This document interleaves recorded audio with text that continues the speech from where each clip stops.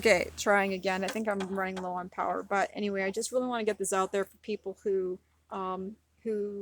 yeah, want to know about this heater because there's just nothing online, and the rep for Propex, he just does an overall summary of kind of what you're gonna get, but they don't actually show it. The difference with the external mount too is that or maybe it's not. I'm going to say I think the exhaust is in a different position. But you know what? I think I'm wrong on that one. I think it's on the side as well. So never mind.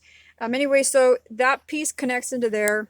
It's inside the box. I like that. So for me, the wiring harness is going out is of course waterproof because it's the external mount one. And then this piece here is your thermostat. And I have two hands right now. So this just goes into here and it's all part of the same thing. Okay. So there's a harness. One of it goes into the heater. The wires, the 12 volt is on that end. So you got to do your own 12 volt wiring to get it to the whatever system you've got. It does come with some accessory fuse type things in case you have like a van and you just want to plug it into your van fuse system. I don't have that, so I haven't really looked into it a whole lot. All I know is they do provide exactly what you need for it to be put into a vehicle where there already is all that electrical setup. I'm not set up that way, so that's why I will leave you to figure that out for each vehicle that you have. And like I said, here's the thermostat there, and that just goes into an end of that. And so I'm running the wire harness from this end, and I'm going to go this way. And since I had a bit of extra room here on the side by the LPG, I'm going to put the wiring harness through there. And then, yeah, I'm going to just stick it through the trailer. Have to do that drilling yet. And then to the 12 volt. And then for me, this is my setup here, just as a bit of an idea. So this is sort of an outdoor kitchen space, cupboards. Love my rice and cupboard. And now this unit does weigh, I think, 18 pounds. So you have to be conscious if you're going to do something that's external like this. You want to make sure that you're not permanently locating it anywhere you already have a lot of weight.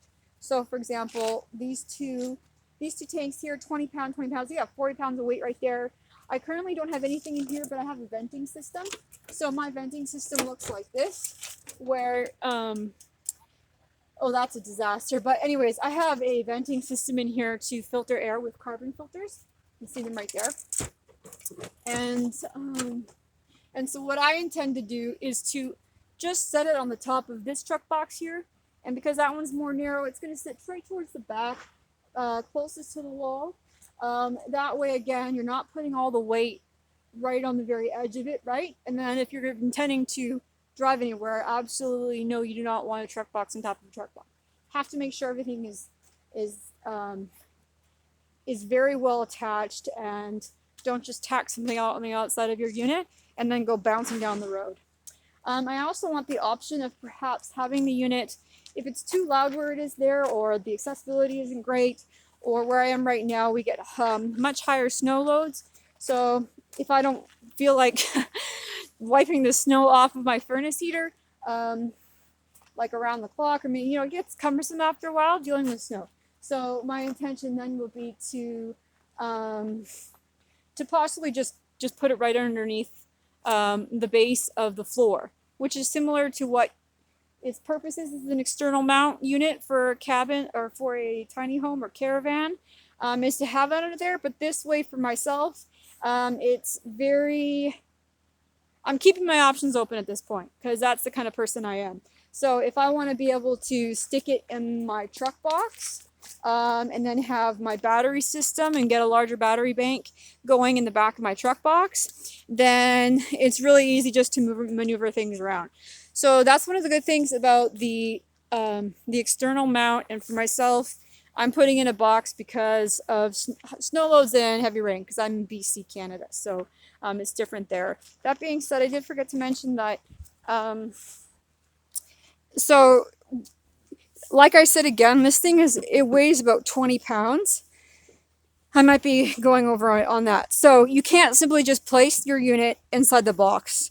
in case that isn't obvious to somebody. You have to make sure it's secured, all the more so because look at the space around the unit, right?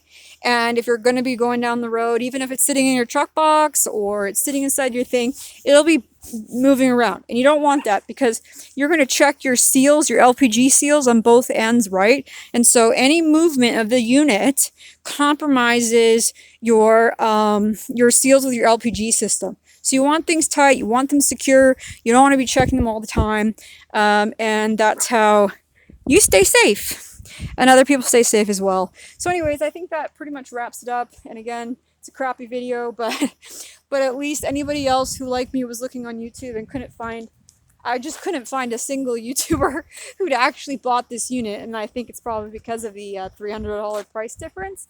But for me, I wanted it because I'm in Canada and moisture can be an issue. So if you have any questions, feel free to reach out, and I'm going to get this finished before the sun goes down.